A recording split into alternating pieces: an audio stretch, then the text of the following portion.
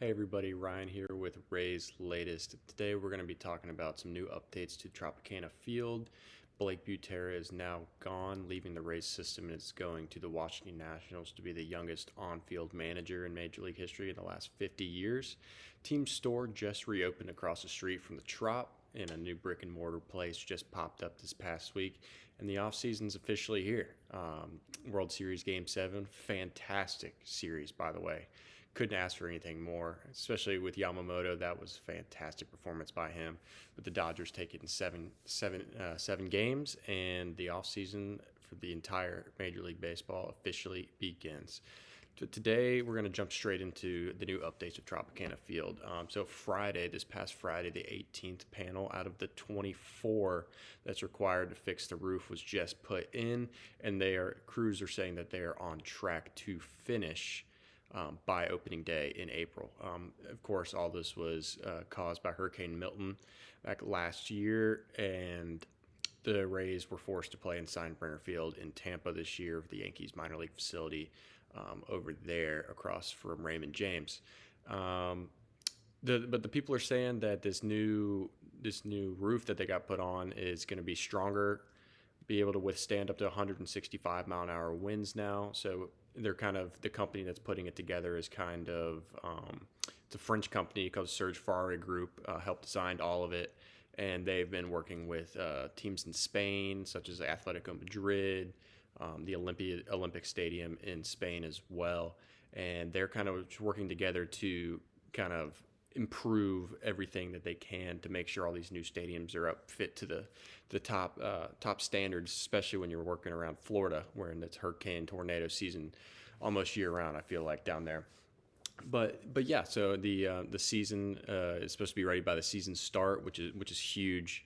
The panels, people may notice that they're going to be a little beige color to begin, but that's perfectly as planned because it gets acclimated to sun and the rays of the sun, it's going to turn white, and so it's going to look like the original Trop. But I'm showing photos now, it looks really beige, kind of like a tan ish darker color. It's going to look weird at first for people from the outside that may really not know, but that is for the UV rays and the sunlight and things of that nature to get that going. So no worries, it will be white. It will look like the original Trop. Some people might not want that at the end of the day, because a lot of people for some reason don't really like the Trop. I mean, I personally love it. Who doesn't love watching baseball in the AC? I get the whole retractable roof thing. People want to have the outside, the inside, just with with rain and things of that nature. But I know I like the Trop. It kind of stands out as one of one.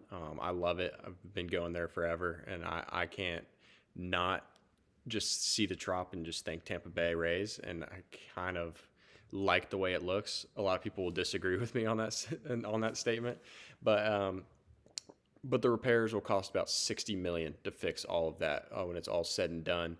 But good thing for new Rays ownership and their pocketbooks is the city is legally obligated to pay for all repairs due to hurricane damage. So that's going to be good for the new Rays ownership. Maybe that $60 million can go to pay some players. Hopefully that's what they decide to do. But that's just really nice that the city's got to pay for that at the end of the day.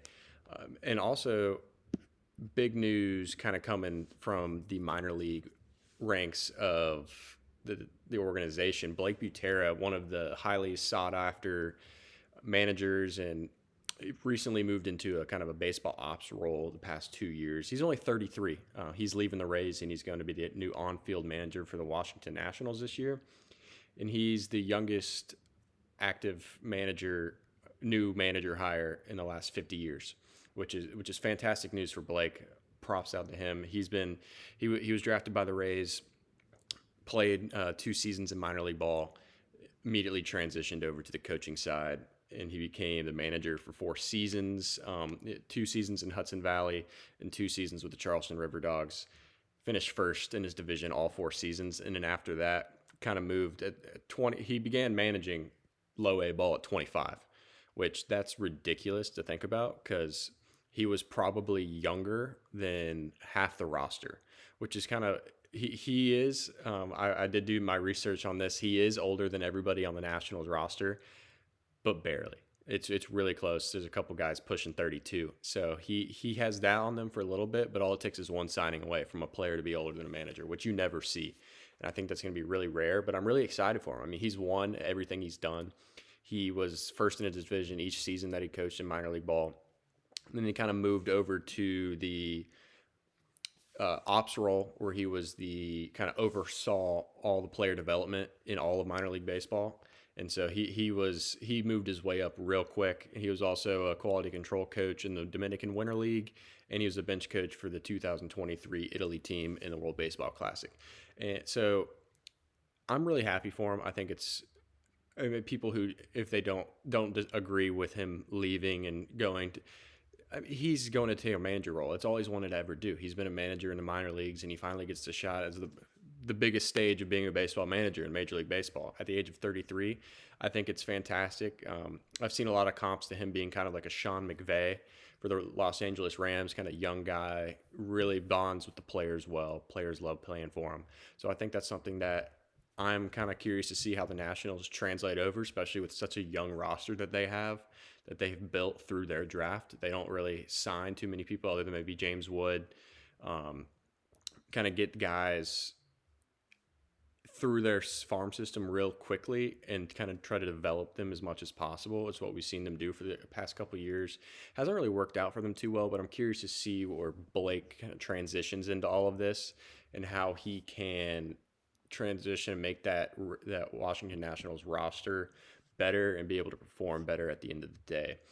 And also, big news for fans in the St. Pete, Tampa area, the team's store is now officially reopened across the street from the Trop location while they're kind of figuring out how to get the team store reopened inside, which they're going to have to wait until the roof's done and all of things of that nature and fix all the stuff inside.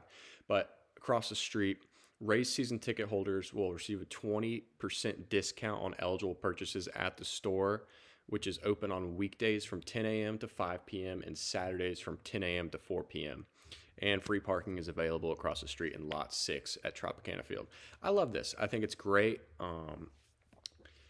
You got people in and around the area. It's kind of that first step where you see the Trop starting to reopen a little bit. You know, the director of baseball operations for the Rays came out and said that it's really having a brick and mortar building around the Rays where you can go and you can buy your merch and buy jerseys and things of that nature that you want to do. And it kind of just gives people a little glimpse of hope. You know, you're the first building's reopening, even though it's not in the Trop, it's right across the street, and it's all relevant to Tampa and everything of that nature. So I think it's fantastic. I love it. Kind of just starting to see everything in St. Pete kind of come back to life after Hurricane Milton. I'm really happy for it. I'm excited to see how that goes. And the offseason's officially here. Game 7 of the World Series was last night. I stayed up. I watched all of it. It was a fantastic game. Yamamoto, that was the best pitching performance I have arguably seen, coming off 90 pitches the day before. He started Game 6 through 6 innings, and he's the first World Series pitcher since 2001. If anybody knows the answer, put it down in the comments below. I'll reveal it at the end. To have 3 wins in a World Series, which in today's day and age with elbow problems and things like load management issues, that's unheard of. You never see that anymore. And I think the way that Dave Roberts and the way that the Blue Jays also kind of went about the back end games of this World Series it's managing masterclass, in my opinion. Your season's done in 3 days. When you're in Game 5, your season's done in 3 days. You have 4.5 months till the new season starts next late March, early April. Use your guys. I mean, you saw Glasnow pitch in Game 6 and Game 7 out of the pen. Blake Snell came in last night and pitched. You have Shohei going on 3 days rest. Savage came in and pitched. I mean, you have all your starters, your guys that you rely on and go to on the mound every single day to come give you 5, 6, 7, 8 innings a game. Why not use them? I mean, I get it. It's Yamamoto threw 90 pitches the day before. Those guys are freaks. They have the best recovery. They have the best everything you can from an arm care wise. let them go play. I mean, me being a college pitcher myself, the day after is the day you, if you're going to do it, the day after is the day you're going to do it. Because a lot of guys kind of have that, they go out, they throw, and then they have the soreness, a little bit of soreness, but day two is when the soreness really gets up to you and you can barely move and your arm and your back and everything, legs are not under you. So I think Dave Roberts kind of going with Yamamoto here, coming saying, yeah, you're going game six. If we need you game seven, if you get the ball in your hands, you're finishing it kind of thing. I love what they did with that. I think it was fantastic. Rojas game tying home run in the top of the ninth inning. Will Smith go ahead home run in the 11th. Blue Jays had bases loaded in the 10th and the 11th, or no, ninth, maybe ninth, 10th, and 11th. They had, I know ninth and 11th, they had bases loaded. And I don't understand how you can't score there. You got to play some better team baseball. I mean, I get it. You're facing Yamamoto, one of the best pitchers in Major League Baseball. He was 14-1 over his last 15 starts on the season. Like, he's been unhittable. He's on 1 day rest. You got to make the guy work. I saw a lot of first pitch swings. I saw a lot of jam shot, broken bats. You got to have better approaches at the plate, in my opinion, especially in a situation like that. And then secondary lead getting off third base, kind of Rojas falling back, throwing off his back foot, barely gets him out. I mean, his secondary lead getting home was horrible off the bat. If he gets a good secondary, the game's over and the Blue Jays win the World Series, and we're not talking about the Dodgers going back to back. So I think just little tiny minuscule errors from the Blue Jays there, especially in team baseball moments, is kind of what set them back. But I'm really curious to see how they kind of go moving forward. I know that they have a pretty young roster pitching wise, and I know that they're kind of building around Bichette and Vladdy Jr. George Springer has been an unbelievable player in the playoffs since his Astro days. So, I mean, those guys are there to stay, and I'm curious to see how they bounce back next year after a heartbreaking kind of blowing a 3-2 lead in the World Series. So I'm kind of curious to see what they do this offseason, but I'm expecting them to be right back up there in the AL East. And I mean, I'm hoping the Rays make some good signings and are up there competing with them too. So I personally think next year it's going to be Rays, Yankees, Blue Jays at the top of the AL East. I think the Red Sox might digress a little bit, in my opinion. The Orioles are just quickly sliding down all the young talent they've had with Rutschman and Henderson and Jackson Holiday.